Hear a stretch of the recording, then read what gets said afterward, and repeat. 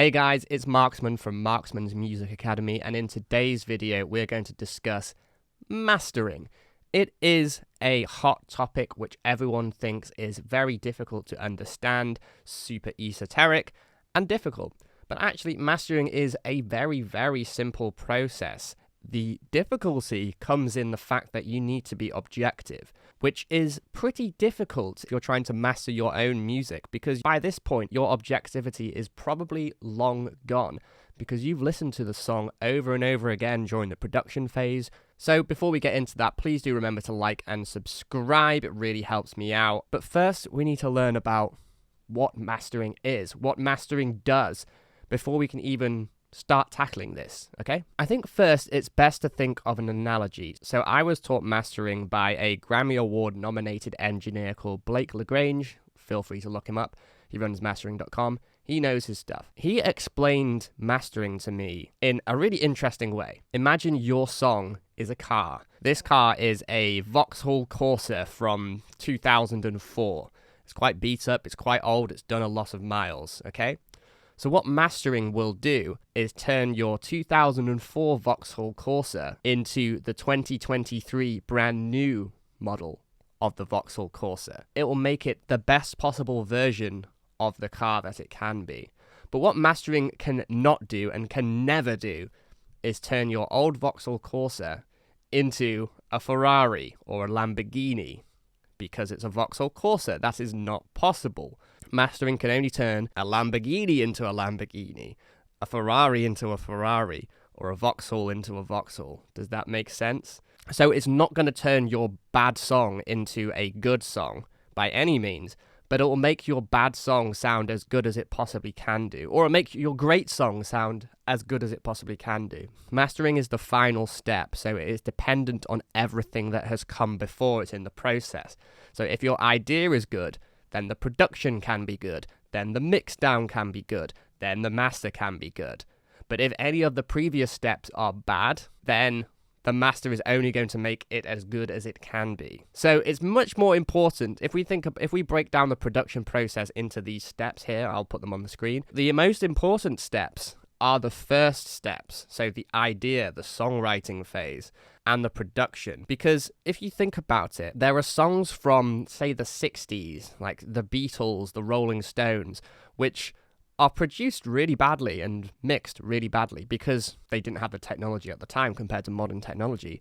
But because they're good songs, people still listen to them all the time, even though they don't technically sound good compared to today's standards. So the same is true for your songs. So if your song fails at the first hurdle, at the idea phase, or at the production phase, then the mixing and mastering phase doesn't really matter. It's still going to be a bad song. It's just going to sound technically good. You know the phrase, you can't get a shine on sh**? That's basically what mixing and mastering would do to a really bad song. It's just going to sound technically good, but no one's going to like it because it's a bad song. So it is so important to make sure that your ideas and songs are good to start with and based upon core music theory ideas and tell a story, so that when you do get to the production phase, this idea, which can be produced well, it can be arranged well, it can then be mixed well, and then it can be mastered well. So the better your song is to start with, the better the final stages can be. So rather than it being a Vauxhall Corsa at the mastering stage, it's a Lamborghini. I hope that's not too abstract for you, but it's very important to understand that what mastering effectively does. It's very important to understand this before we start talking about mastering. Let's talk about a few other things that are very important to understand with mastering. So because mastering is an objective practice, that's why a lot of people often will outsource to a mastering engineer who hasn't worked on the project, so that they can immediately hear what's wrong with it and fix it, or at least push back on the mix down, push back on the production, push back on the idea. The role of a mastering engineer is to push back, but then do what needs to be done. So if the mastering engineer thinks that the song could be better in the mix, they should push back because you can't fix it in the master. With mastering, you're generally doing broad brushstrokes because you're doing it on a stereo file. So you only have one track basically to work on, to do EQ, to do compression on, or whatever you need to do. Everything you do, so if you EQ something on the pre-master, then you're affecting every single instrument in the track. Whereas in the mix, because every track is separated, you can be more surgical, you can do more drastic things. But in mastering, you have to be a lot more gentle. Let's jump into Ableton and I'll show you how to master a track. Okay, so here we are in Ableton, and here's one of my upcoming tracks called The Storm, which is going to be released next month in April on Sun Explosion Records. I'm very excited. I'm doing the master in the project itself because I've got a pretty powerful computer which can do this. But I would recommend for anyone that is learning mastering would be to export the pre-master to a stereo track, so one track, and do the mastering process separately in a new project, because you can't go back and change things in the mix. But also, a lot of people's computers might not be able to handle a full mix down, a full production, and then a master. Mastering plugins tend to be quite CPU intensive. So if you can't handle it, export it out. Before you send your music out to a mastering engineer, if you do that, but even before mastering, you need to be aware of something called headroom. So if I press play here on the master channel, you see I've got about 8 decibels of headroom here, which means that when I'm mastering, I can then work into this headroom to then increase the volume, because mastering does increase the volume. We're aiming to get it to minus 0.3 decibels. So the more headroom I have, the more room I have to play with, and it's easier. But also, this is called gain staging. So a lot of plugins will work, especially mastering plugins, will work very well in this range. Give your mastering engineer a lot of headroom, at least minus 6 decibels of headroom. So for mastering today, we're going to use some Izotope plugins, Ozone 10, who have been very kind to sponsor this video today by providing me with all of their plugins. So we're going to show you how to use all of them. Today we're going to work with Ozone 10 alongside some other third-party plugins as well. Something that is so important to do with mastering is references. So I'm going to load up this series of plugins, but there's technically one plugin called Reference here, which is really important because we can both reference how good our master sounds, but also check it back against other similar sounds. So let's just have a listen to what we have to start with so far. So this is The Storm.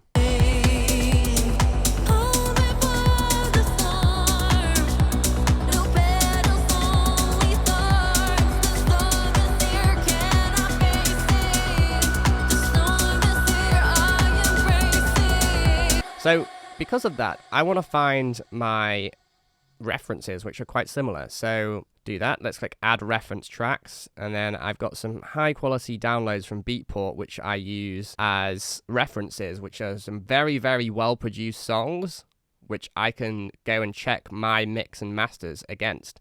And some similar ones. That's a vocal one we could use. The World You See, Frankie Wah, a great song. What else could we use? Maybe Lapse, that's quite similar. Tremble, maybe. Lost Miracles, also a really good, really well-produced song.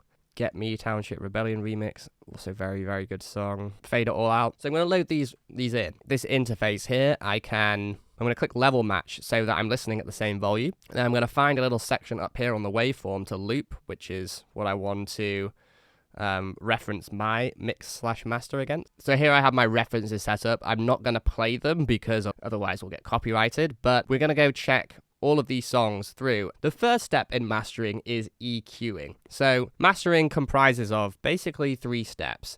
There's EQing, compression, and then loudness. But in each of these sections, so EQing and compression, there's 2 parts. There's corrective EQing and pleasant EQing, a nice EQ to it. But first we need to correct it. Same with compression. We might need to correct things first with compression, but then add a nice compressor to it. First thing we're going to look for is corrective EQ. So if we flick through these references here, let's look for some common issues that apply across all of these reference tracks. Because every track is going to be different, is in a different key, different instruments, playing different things. There's no one track is going to be right. We're going to use our eyes and ears, but we're going to look for this EQ curve and see if there's anything common. So say if every track there's always a massive dip in the 500 hertz range, then that's probably a problem. So we need to fix that with corrective EQ. So let's just flick through these.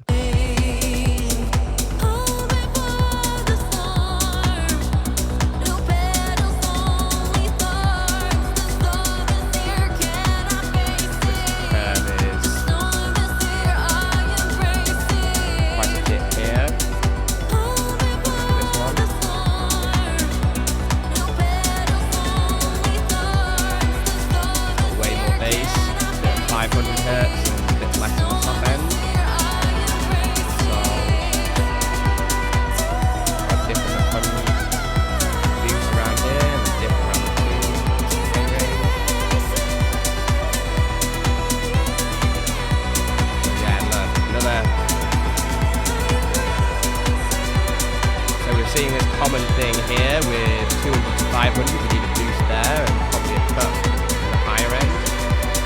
Let's see. Oh, look, same again. 100 to 200.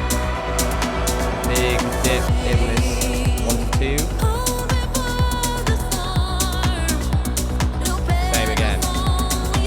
So we're seeing like quite a lot of common issues here.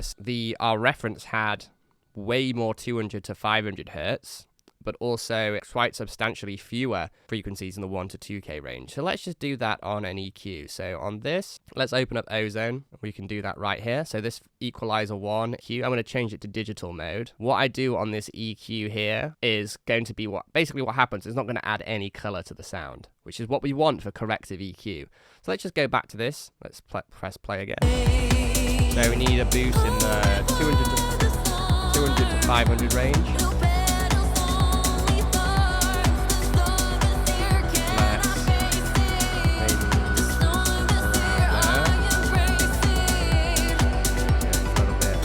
Because mastering want broad strokes. Something like that maybe. And generally we don't want to go above 2 decibels at most. So I'm going to go with like 1.5 decibels. Anywhere between 1 and half decibel is generally what you need. Remember, it's just a nudge in the right direction because I'm affecting a lot of instruments on the master channel here. So my bypasses. Sounds pretty good. And then down here, let's do a cut between the 2 to 5K range. So there's quite a substantial dip here.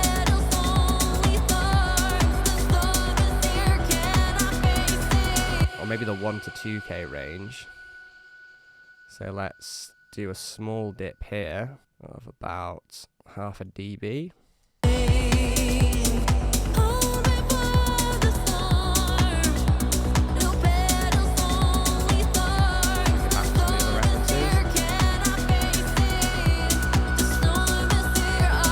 Get in there. I realised I had a top end EQ on the mix bus, so I've just put that down. So that now we're looking like way more in the right direction here. There's still quite a lot of frequencies down here we can cut out, so let's make it go like that. EQ up.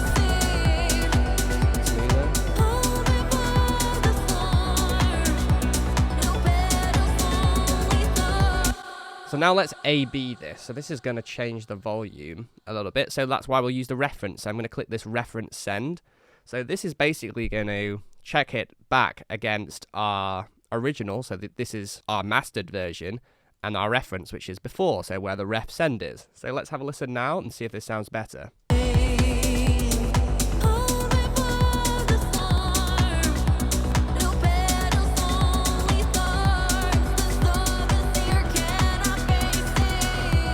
That does add quite a nice character to the mids, and it sort of tames some of the higher frequencies as well in the higher mids.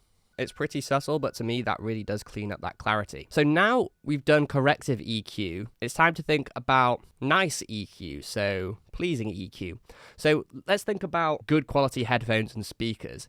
These are called hi-fi headphones or hi-fi speakers, and what these do is it adds a nice amount of top-end brightness and low-end boost. So that's exactly what we're going to do in the low-end and high-end. So I'm going to use analog EQs for these, which rather than boosting it using a digital EQ, which you totally can do, I'm going to use an analog EQ, which is going to add a pleasing character to the sound. So let's add this in after here. And now this is our Pultech EQ. It's one of the most famous EQs in the world. It's amazing for mastering. So what I'm going to do, I'm going to boost the lows like quite substantially and then flick it between probably 60 and 100. See what sounds nice. I'm going to crank the bandwidth up here and we'll see what sounds good.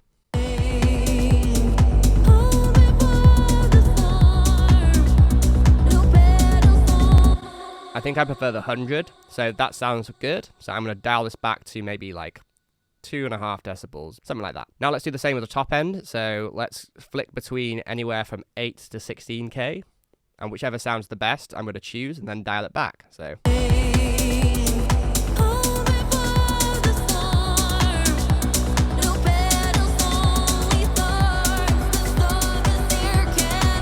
I think I prefer 12K, so again, let's dial that back. I'm only going to do it to 1 this time, because I'm also going to use another analog EQ to bring out the top end, which is the Clariphonic, which is a top-end EQ. It sounds so good and has very little distortion. So I'm going to crank up this, I'm going to put it on silk mode, I'm going to crank up this clarity mode. Not too much, just a little bit like that. Put the focus up.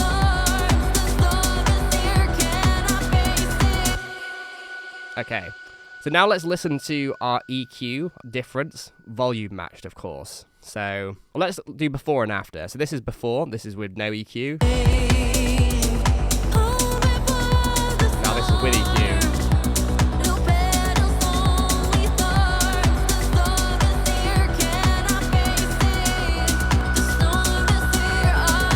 So this EQ is basically removing the blanketed feel of the sound. So it feels like before we added these EQs, there was a blanket over the speakers, but this Clariphonic has removed that blanket and added a nice low-end amount to it as well. Okay, let's talk about the next step, which is compression.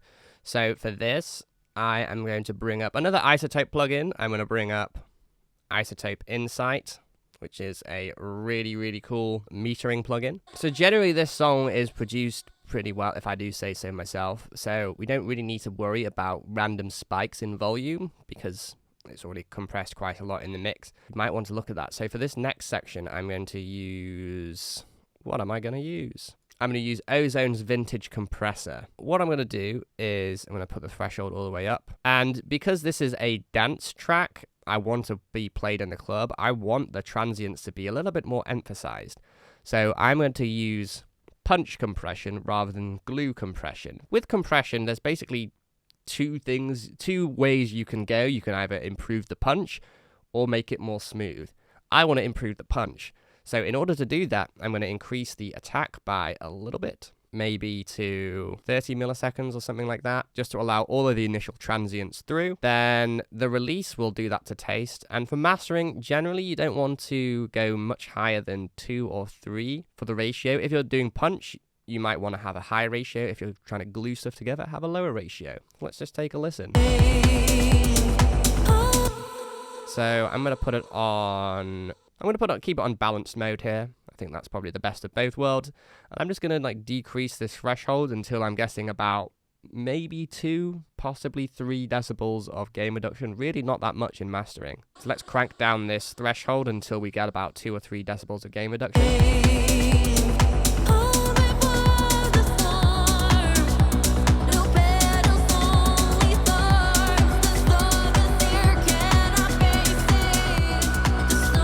Okay, so you see here, we can see the gain reduction. A little bit less.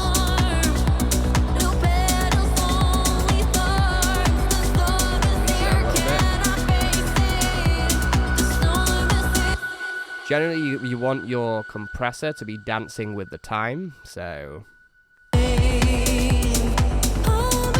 can see when the kick hits, we want it to be all the way back down for the next kick hits. So let's just look at this. It's like upside down, but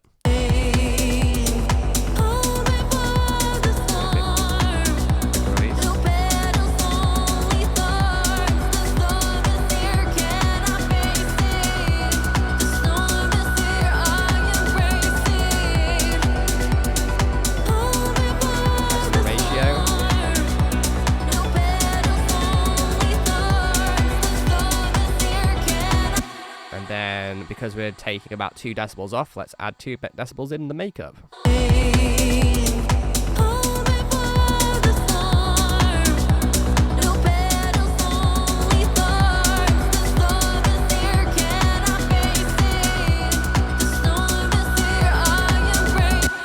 So it's very subtle, but you might notice that there's a little bit more punch coming through. The kicks sound marginally punchier, and so did the rest of the drums. It's very subtle. We don't want to do too much compression. So that's pretty cool. Let's move on to the next step. So around this time, I might want to check my mix in mono. Mono compatibility is very important. So I'm going to put a utility right at the front, and then I'm going to press this mono. What I'm listening for is how much of the mix stays when I can collapse it to mono. Of course, we're going to lose some stereo information, but if I can still hear every element pretty well, then that's a sign that I've done a pretty good job in the mixdown. So let's have a listen.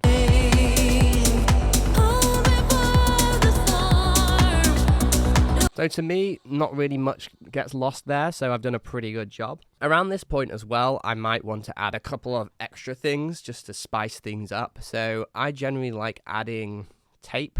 So I'm going to add this virtual tape machine, and this just adds a nice amount of analog warmth here. So let's have a listen. Without it. With it. Without it. That just brings everything to life. And you can use any tape machine. This is the one by Slate Digital, but there's also the J37 by Waves, which is also really good. Just drag and drop it on. Boom. Another thing that we could add in is this really cool plugin called the Reviver by Fielding DSP. This is not necessary, but you can add a nice amount of perceived loudness. And what this is doing is this is adding in harmonics here. So I'm going to crank up this third harmonic thing here and just listen to how much louder this sounds without it actually being louder. So listen.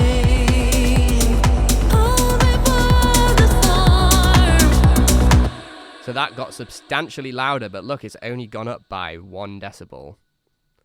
So this is obviously a lot, but I'm only going to do it to maybe about there, just a little nudge.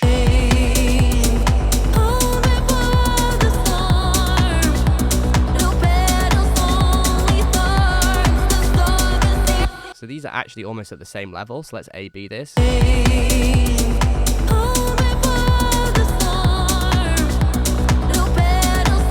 It just brings everything to life a little bit more, much like the tape. So now let's listen to our master reference before and after. So this was before. Volume matched. And after.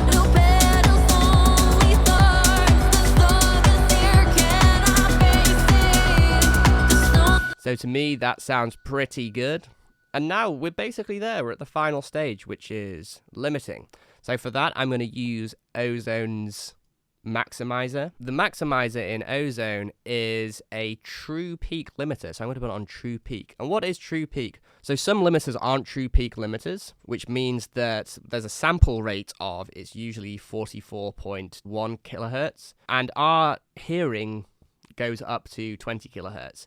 So without to bore you super to death with the physics, basically the sample rate should be at least double the maximum frequency that we can hear. There is the chance that the sample rate might not be high enough and it actually goes above this peak.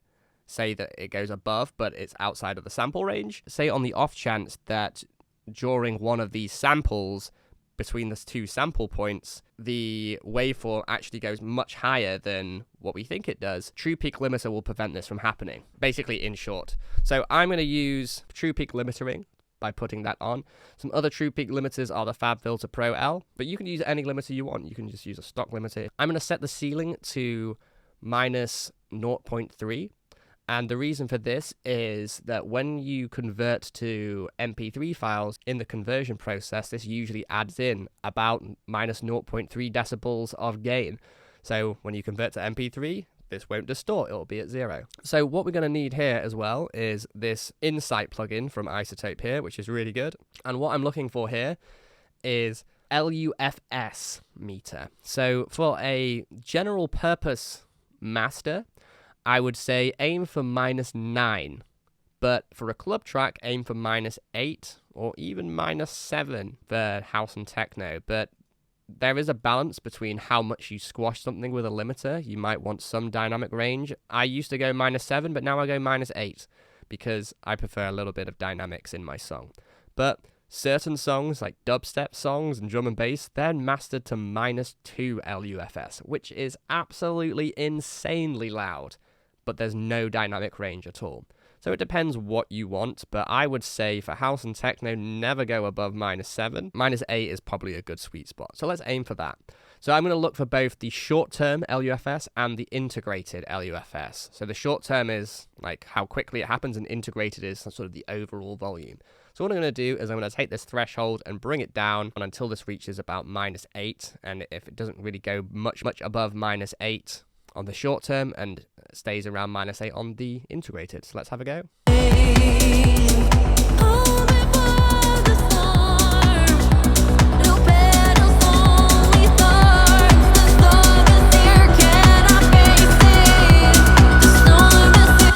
So probably around here is a little bit too much. So let's...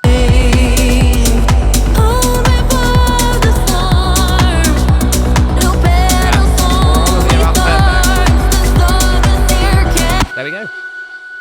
And that is mastering for you. So let's listen to our before and after. So here is our original. So this is our master, but let's listen to our reference. So this is the pre-master.